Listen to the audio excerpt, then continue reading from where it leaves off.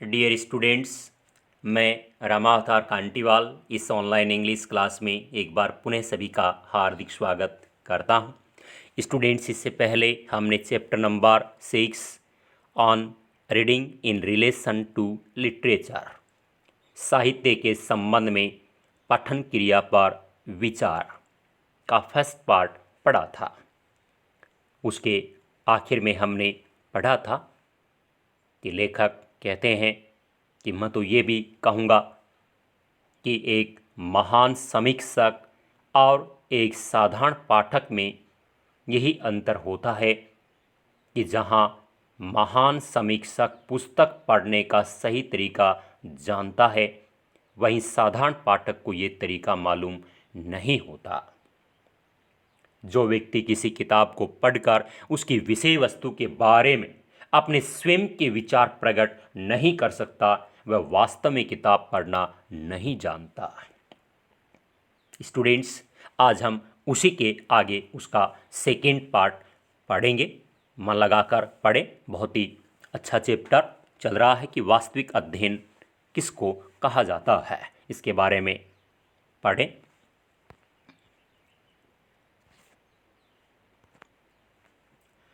No doubt you will think that this statement of the case confuses reading with study. निसंदेह आप सोचते होंगे कि इस मामले में ये कथन पठन और अध्ययन में भ्रम पैदा करता है। नो डाउट, निसंदेह, यू विल थिंक, आप सोचते होंगे, दैट की this statement of the case, इस मामले में ये कथन, केस मीन्स मामला एंड स्टेटमेंट मीन्स कथन, इस मामले में ये कथन कन्फ्यूजेस, भ्रम पैदा करता है। रीडिंग विद स्टडी, पठन एवं अध्ययन में। You might say when we read history or philosophy or science, then we do read very thoroughly, studying all the meanings and bearing of the text slowly and thinking about it. आप कह सकते हैं कि जब हम इतिहास, दर्शन या विज्ञान को पढ़ते हैं तो हम बहुत ही एकाग्रता के साथ पढ़ते हैं और पुस्तक के सारे अर्थों और तात्पर्यों पर ध्यान देते हुए पढ़ते हैं और मनन करते जाते हैं या उस पर विचार करते हैं। When, you might say, आप कह सकते हैं, when, जब, we read, हम पढ़ते हैं, किसको? हिस्ट्री, इतिहास, और फिलॉसफी, दर्शन, और साइंस या विज्ञान को पढ़ते हैं, देन, तो फिर we do read very thoroughly, तो हम बहुत ही एकाग्रता के साथ पढ़ते हैं। वेरी थोरोली, बहुत ही एकाग्रता से। Studying all the meanings and bearing of the text, और पुस्तक के सारे अर्थों और तात्पर्यों पर ध्यान देते हुए पढ़ते हैं। स्टडिंग पढ़ते हैं, ऑल द मीनिंग्स, सारे तात्पर्य, एंड बियरिंग, और अर्थ, मीनिंग का मतलब अर्थ एंड बियरिंग का मतलब यहाँ पर तात्पर्य, ऑफ द टेक्स्ट, पाठ्य पुस्तक, तो पुस्तक के सारे अर्थों और तात्पर्यों पर ध्यान देते हुए पढ़ते हैं। Slowly and thinking about it, और मनन करते जाते हैं। This is a hard study, यह है परिश्रमपूर्ण अध्ययन है। इसको क्या कहते हैं? हार्ड स्टडी, परिश्रमपूर्ण अध्ययन। वास्तव में पढ़ने की कला यही होती है। एकाग्रता के साथ पढ़ें, पुस्तक के सारे अर्थों और तात्पर्यों पर ध्यान देते हुए पढ़ें और साथ में मनन करते हुए चलें। ये होता है हार्ड स्टडी, परिश्रमपूर्ण अध्ययन। But when we read a story or a poem out of class hours, we read for amusement. लेकिन जब हम कक्षा के बाहर किसी कहानी और कविता को पढ़ते हैं तो हम केवल मनोरंजन के लिए पढ़ते हैं, तो वो वास्तव में अध्ययन नहीं होता। बट लेकिन वेन जब वी रीड हम पढ़ते हैं स्टोरी, कहानी को पढ़ते हैं, और ए पोइम या कविता को पढ़ते हैं आउट ऑफ क्लास आवर्स, कक्षा के बाहर, तो वी रीड फॉर अम्यूजमेंट, हम मनोरंजन के लिए पढ़ते हैं। अम्यूजमेंट मीन्स मनोरंजन। Amusement and study are two different things. मनोरंजन और एकाग्र अध्ययन दो अलग अलग चीज़ें हैं। अम्यूजमेंट मनोरंजन एंड स्टडी और अध्ययन, एकाग्र अध्ययन, आर टू डिफरेंट थिंग्स, दोनों ये अलग अलग चीज़ें हैं। I am not sure that you all think this. मुझे पक्का पता तो नहीं है कि आप लोग ऐसा सोचते हैं या नहीं। लेखक कहते हैं आगे कि आई एम नॉट श्योर, मुझे पक्का विश्वास तो नहीं है या पक्का तो पता नहीं है कि यू ऑल थिंक दिस, कि आप सभी इसके बारे में सोचते हैं ऐसा या नहीं।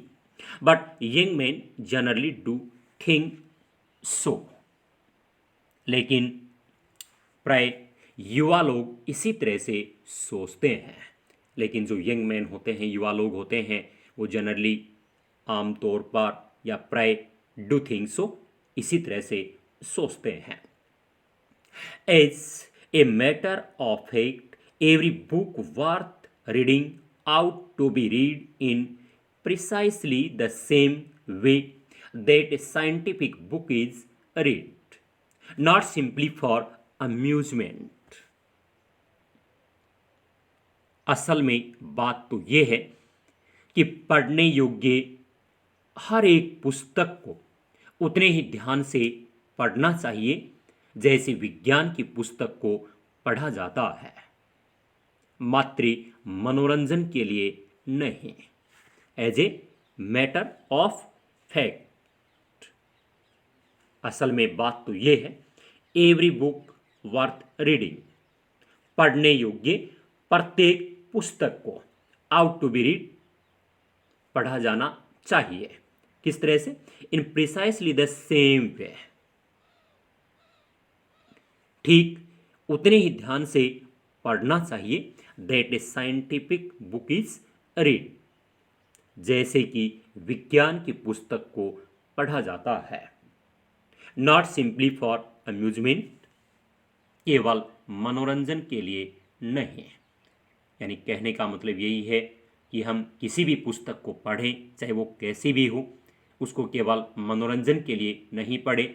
जिस तरह से अपन विज्ञान की पुस्तक को पढ़ते हैं, पूरी एकाग्रता के साथ पढ़ते हैं, उसके सारे अर्थ और तात्पर्यों पर ध्यान देते हैं, फिर उस पर विचार करते हैं, मनन करते हैं, तो इस तरह से परिश्रमपूर्ण जो अध्ययन है, ऐसा हर पुस्तक को पढ़ते समय करना चाहिए, केवल मनोरंजन के लिए नहीं।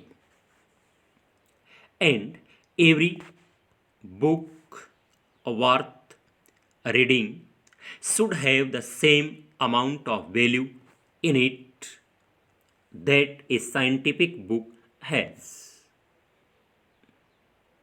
और प्रत्येक पढ़ने योग्य पुस्तक का उतना ही महत्व होता है जितना किसी विज्ञान की पुस्तक का होता है। सेम अमाउंट ऑफ वैल्यू, उतना ही महत्व होता है that a scientific book has, जितना कि विज्ञान की पुस्तक का होता है। दो the value may be of a totally different kind, हालांकि महत्व पूरी तरह से एक अलग प्रकार का होता है। हालांकि हर एक पुस्तक का महत्व अलग अलग हो सकता है। दो, हालांकि, यद्यपि, द वैल्यू, महत्व में भी हो सकता है टोटली पूरी तरह से डिफरेंट काइंड, भिन्न प्रकार का। फॉर आफ्टर ऑल, आखिरकार, a good book of fiction और रोमांस और poetry is a scientific work. किसी कहानी अथवा रोमांचक अनुभव या कविता की कोई अच्छी किताब एक वैज्ञानिक रचना होती है। आफ्टर ऑल, आखिरकार, एक गुड बुक ऑफ फिक्शन, किसी कहानी, फिक्शन कहानी और रोमांचक अनुभव और पोइट्री या कविता की गुड बुक कोई अच्छी किताब, इज ए साइंटिफिक वर्क एक वैज्ञानिक रचना होती है। It has been composed according to the best principles of more than one science। यह भी एक से अधिक विज्ञानों के सर्वश्रेष्ठ सिद्धांतों के आधार पर लिखी जाती है। चाहे कोई कहानी की पुस्तक हो या कोई रोमांचक अनुभव से संबंधित हो या कविता की कोई किताब हो, ये सभी विज्ञानों के सर्वश्रेष्ठ सिद्धांतों के आधार पर लिखी जाती हैं। इट हैज़ बीन कंपोज्ड, ये लिखे जाते हैं अकॉर्डिंग टू, के अनुसार, the best principles of more than one science, विज्ञानों के सर्वश्रेष्ठ सिद्धांतों के आधार पर।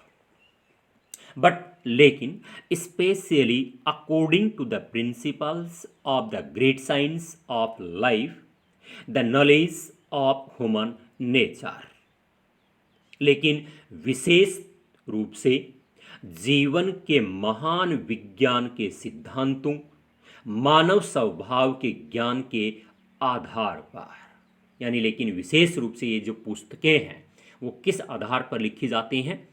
जीवन के महान विज्ञान के सिद्धांतों और मानव स्वभाव के ज्ञान के आधार पर, स्पेशली विशेष रूप से, अकॉर्डिंग टू के आधार पर, principles of great science of life, जीवन के महान विज्ञान के सिद्धांतों, the knowledge of human nature और मानव स्वभाव के ज्ञान के आधार पर।